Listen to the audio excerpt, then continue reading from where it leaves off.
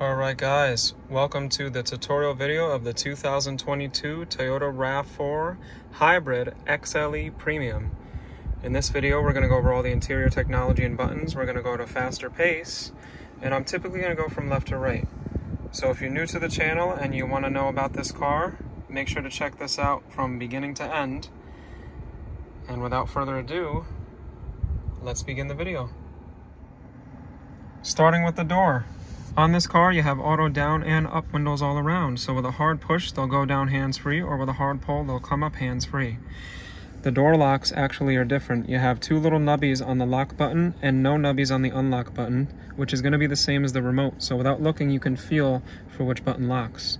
And speaking of locking, you can lock the windows as well. When you push this, you get a green LED signifying that other people will not be able to open up their windows. The mirror adjustment's simple. You push the L and you can toggle the left mirror. Neutral's in the middle, and down here for R, and you can toggle the right mirror. Make sure to keep it in neutral so that if you push this, you don't accidentally mess up your mirrors. By your driver's side door handle, there are three buttons here. You have seat 1 setting, seat 2 setting, and set. This is the seat memory that comes on the weather package for the XLE Premium. To set the seat, you just push staggeredly, set first, and then which setting you want to go to. And then every time you push this button, it'll move it to the setting that you had it set to. So make sure you don't forget what number you are. Down below by the steering wheel, I have the options for the weather package, like my heated wiper blades and heated steering wheel. There's also the standard electronic hatchback right here, which you push and hold to open. The automatic high beams that I can turn on, which if I leave the lights in auto, will turn on automatically for me. And the little wheel next to that is actually the scroller for dimming down the brightness to the speedometer and gauges. So if things are a little too bright for me, I can dim those down a little bit at nighttime. On the side of the steering wheel, there's a pull down lever where I can actually lower and raise the steering wheel and telescope it forward and back. When I pick my selection, I just lock it back into place. And speaking of locking, down below, there are actually locks for the floor mats. So with a quarter turn, I can unlock the floor mat, but once I go back in, I want to make sure I lock it back into place so that it does not slide under the brake pedal, which by the way, there are two. For my driver's seat, it's fully electronic, so I have forward and back, up and down, recliner, there's my up and down with a twist, and lumbar support for the back. Now say I change things, all I have to do is push this, and it moves me back into the place that I had it set to. Onto the steering wheel, I have left and right sides with a stalk behind. So starting with the stalks. For the lights, I have daytime lights off, automatic, which will activate the automatic high beams, parking lights for when I'm parked, and manual headlights for if I want to do everything on now. When the lights are on, I can choose to have fog lights on or off, and I have a quick turn signal here, or a quick turn signal there. I can bypass the automatic high beams by pushing this forward, by the way. On the other stalk, I have the operation for the wipers. Since this has the weather package, I have automatic wipers, which are rain sensing. So before the low setting, I can click down to auto, and I can change the auto sensitivity. It'll actually go faster as there's more rain. Of course, if I click down again as low, and down again as high. This section here is going to be for the rear wiper. So if I click it forward once, it's going to be intermittent, which is once in a while for the rear wiper. And if I do it again, it's going to be constantly for the rear wiper. All four of my vents have a wheel here that I can control the airflow. So there it is. If I want to lock the vent closed, I can, or if I want half of the flow or full flow, or any variation in between, I can customize the airflow on all four of my vents. But before we get to the climate control, I have a button here, a little stalk, which if you look on the bottom of the screen, will go through my trips, my odometer, and that'll change that down there. Back to the steering wheel, I have these four arrows with an OK button and a back button, which are going to operate the menus on the MID. So when I go left to right, you'll see the menus change on the MID. The first menu here, let me get closer, is the leaf menu. I can go up and down and see different information about my drive. The next menu is my navigation and safety sense menu. That just gives you a glance of what the safety sense system is doing. And this is the music menu. That's going to show you what song an artist is playing. This is the vehicle information menu, so it shows the trip distance and time. An overview of the hybrid system, which is kind of an abbreviated version of this screen. So you can see at a glance what the hybrid system is doing. So for example, there is no energy flow, we're just going based off of the hybrid battery. You would see different colored arrows showing that the hybrid system is operating to do different things. And down again, individual tire pressures. And that shows you what the all-wheel drive system is doing, so you can see how much power each wheel gets. If I go to the right again, I have different settings. So I can change settings to the lane trace assist by pressing and holding the OK button. And these are some advanced settings here. Pre-collision system, I can change the sensitivity or turn it on and off. I can turn off the blind spot monitor, which are the orange lights on the side mirrors that will light up when somebody's in the blind spot. The rear cross traffic alert will beep when it senses movement behind me while in reverse. I can also turn that off. The road sign assist I can turn off. That's going to read certain road signs and show them on the screen we're looking at. And if I go down again and go to vehicle settings, I can actually change the hatchback height adjustment in case it goes a little too high. I can change the volume to the beep when I open it and change some of the system settings. I can even set my pressure and change the wheel sensors for the tire pressure. And I can turn off the rear seat reminder. Interesting that it has a rear seat reminder, but you never know. I guess maybe people could forget their kid or their dog back there. I don't know how you could do that, but at least Toyota cars will remind you to make sure they're not back there or to check if they are. And then here's my scheduled maintenance. I can reset my data for the maintenance reminder. And that's just a reminder on the bottom to push OK to change.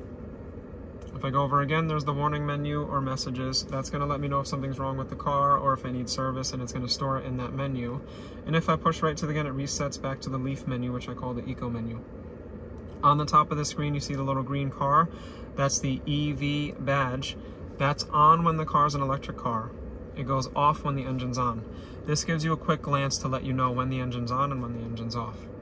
Of course, I have the outside temperature on the top right, the time on the top, on the top left, the time is on the top right, digital speed is in the center, and my distance to empty is right there on the bottom.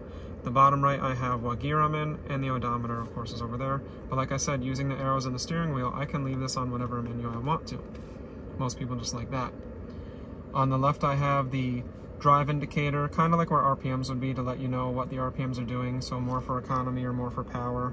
And then down below is the coolant temperature, aka the engine temperature. The ready symbol in green is how you know the car is on and ready to drive. BSM just means that the blind spot monitor is on and it's active. And to the right we have the analog view for the speed, and on the bottom we have the fuel level for gasoline with a little arrow reminder next to the symbol to remind you that the door is on the left-hand side. Which I forgot to show you. To unlock your locking gas cap, it's down below this row here. So you have your vent, your shelf, your row of extra add-ons, and you have the locking button for your locking gas cap, which is on the driver's side, and the hood latch. On to buttons by the shifter. I can do this while moving, so if I twist it here, it'll go into eco mode, which the MID will light up a nice green shadow on the top and bottom. If I twist it clockwise, it'll go red for sport mode, or if I push it down, both colors go away and it goes to normal mode. So eco mode is going to depower me a little bit, and it's going to give the best gas mileage. Sport mode is going to speed me up and give me a little bit more pull at the sacrifice of a couple MPGs, and normal mode is going to be a blend between the two. EV mode, if the battery has regenerated over 70%, will actually force the car to be an electric. So when I go to push this, it's going to beep and it's going to say EV mode unavailable, the hybrid battery is low. You don't have to worry because the car is constantly trying to charge the battery. In fact, right now the engine is on and it's sending energy to the battery. That's the hybrid battery, which is behind the back seat. You'll also see when you step on the brakes, the axles will collect kinetic energy from the brakes and send it to the battery as well. Now, if we go back to the information page, there's the abbreviation. So that's the engine sending power to the battery. On this screen, it just gives you a bigger breakdown. So like I said, I could leave it there if I want to, but most people like this menu here.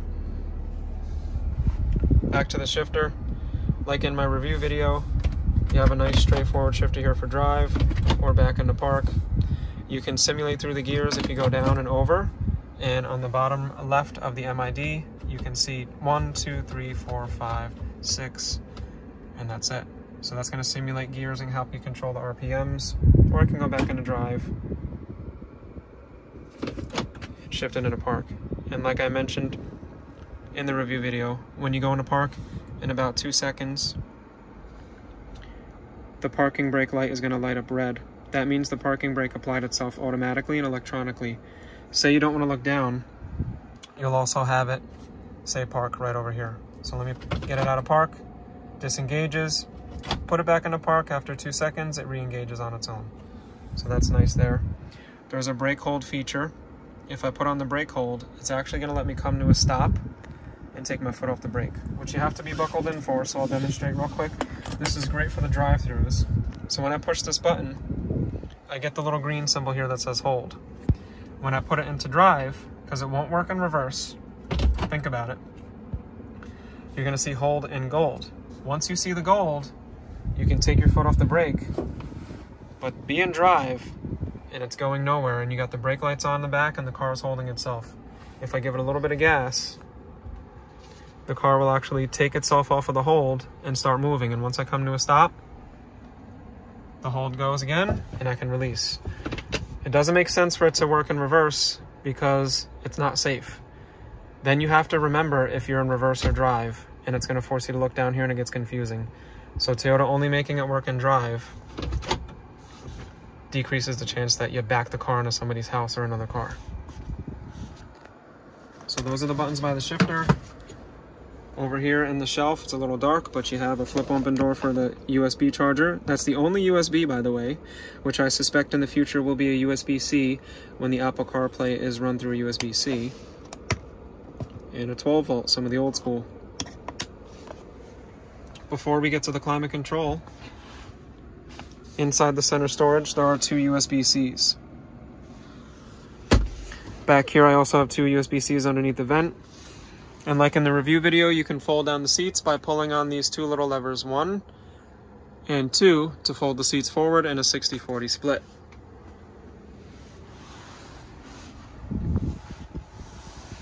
To operate the heated seats, I have low, off, and high. This is going to be the neutral position, similar to the mirrors. You can turn off the traction control with this button. The only time you'd really want to turn that off is when you just got a bunch of snow and you're trying to pull it out of a spot, or you want full wheel slips, say you're in like a sandy or a gravel or muddy area where you don't really want to worry about the track control killing power to the wheels. But onto the climate control, simple and utilitarian. I have these 2 big knobs. When synchronized, I can control both sides of the climate control here. But when the passenger uses theirs, the driver knob is only going to affect their side. But when you hit sync, you can control it all like this. Notice how every knob and button is near what it says on the little screen here. I have fan speed up, fan speed down, air direction is right next to the symbol on the screen. And then I have AC and recirculate, which are next to each other, which you'll want to use in the hot weather. And then I have the front climate only, so that's going to kill the back climate there. When I go into eco mode, it'll turn on the eco heat and cool, which will make the AC a little less cold and the heat a little less hot, but it reduces the strain on the car, which is nice. I actually like to use the eco heat and cool all the time, except in the winter when it's freezing. Then you have the front and rear defrost next to each other, which makes sense because if you want to see out the windshield, you probably want to see out the mirrors. And there it is. You can turn the system off here. You can resume it by pushing the up button. And if you hit auto, it's going to work kind of like central air at your house. Above the climate control is the hazards button. That won't light up at nighttime, but that just gives you your hazards. Very important button to know where it is. Dead center so you never miss it. Before we go to the screen, let's talk about the buttons overhead. So, a quick thing. This car has the weather package and it has the upgraded audio package, which gives you the 9-inch screen versus the 7. It does not have the advanced technology package. If it had the advanced technology package, there would be wireless charging here. They call it Qi charging, so there'd be a little power button to turn it on. And the rear view mirror would be a digital rear view mirror that automatically dims. But you get a regular old school mirror that will never break right over here. And then you'd also have in the advanced technology package parking sonar. So when you're getting close to something in the parking lot in the front, it would show a picture of the car with wavelengths in the front sensing, and it beeps faster as you get closer. And in the back, when you're reversing, it's going to show wavelengths for the back of the car and start beeping faster and changing colors as you get closer. This car only has 2 out of 3 packages, so we don't have that with this one. But just so you know, in case you get one of these cars with all 3.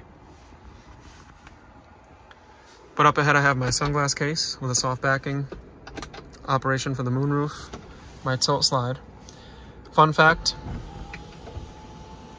when the sunroof is open on any Toyota or moonroof, whatever you like to call it, it'll stop with a little left in the tank. Let me know down below if you knew about that. And you don't have to hold it. You push and hold for a second and it'll go automatically. The button next to it is the up and down for ventilation only. So say I just want a little bit of airflow, but I still want the shade. That you have to hold. It's a little sunny and hot out, so I'm going to close that. Then I have the individual buttons for the 2 lights, all LED now. I can make sure they come on with the door, and I can turn them all on at once. And then this is the speaker for the Safety Connect. The sun visors have a slide out thing here for when the sun is in the awkward position, and a light in LED for when you view in the mirror.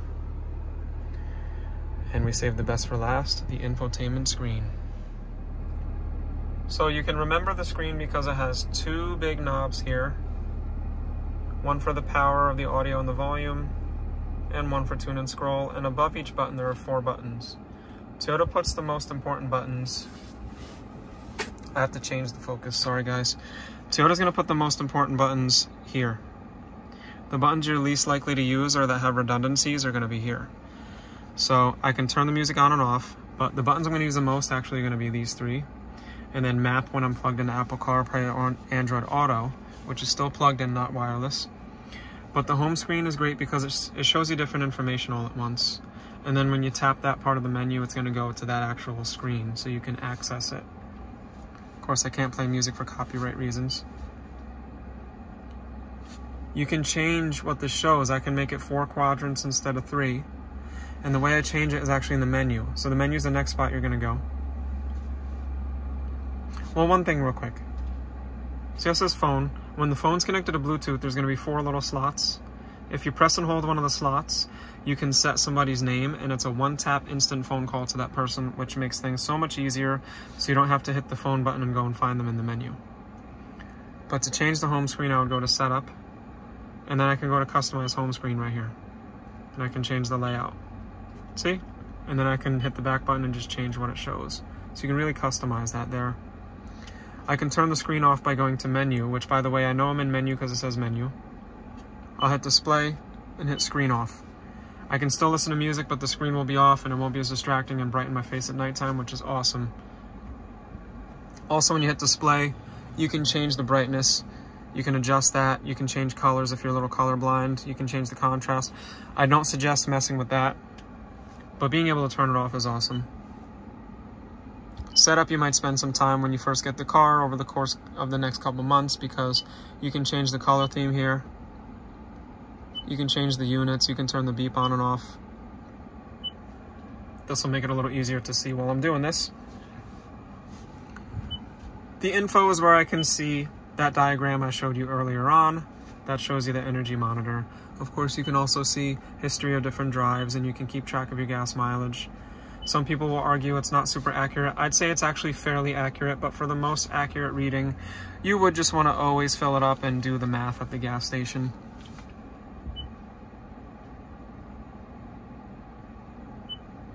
For projection, this is just going to introduce me to the plugged-in Apple CarPlay, which is going to take you off of Toyota's interface and put you onto the Apple interface or the Android system if you're using Android Auto.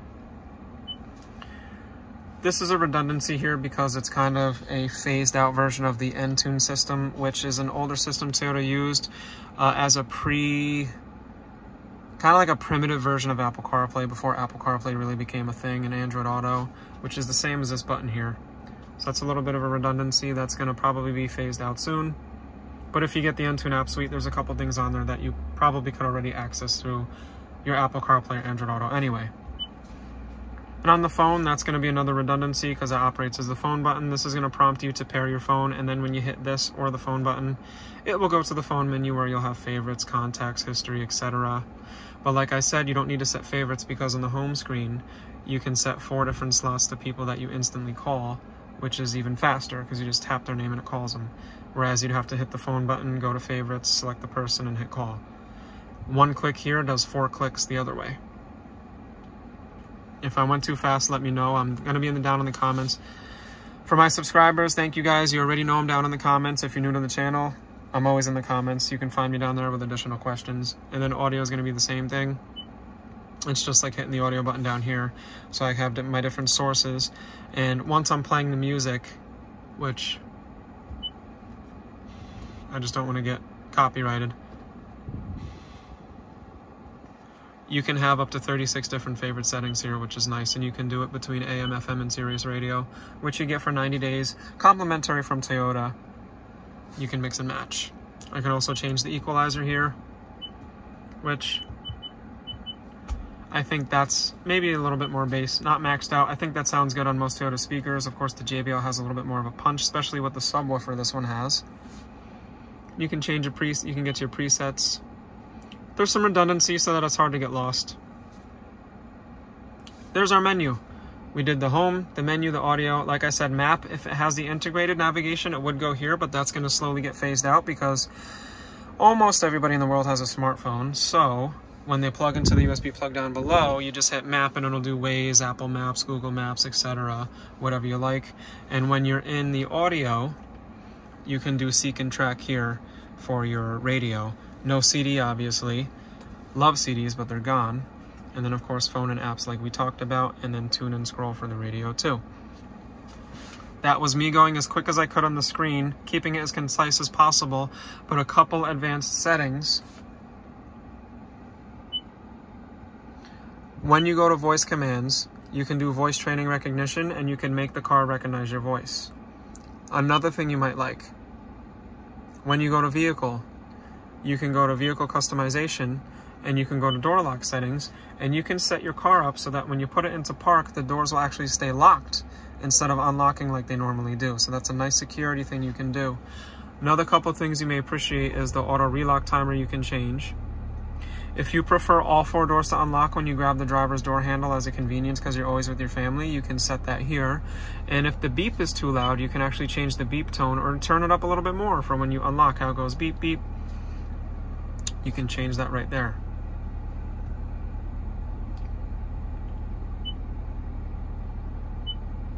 And then there's one other thing, the lights. You can change your headlight sensitivity for the auto headlights, which I suggest you leave, but the headlights will stay on for a certain amount of time when you shut the car off as a courtesy to light up your driveway. You can turn that up even more or make it so they don't stay on. And then your daytime running lights, I suggest always leaving them on. Daytime running lights save lives. It's not worth trying to save your bulbs. It really doesn't make a difference.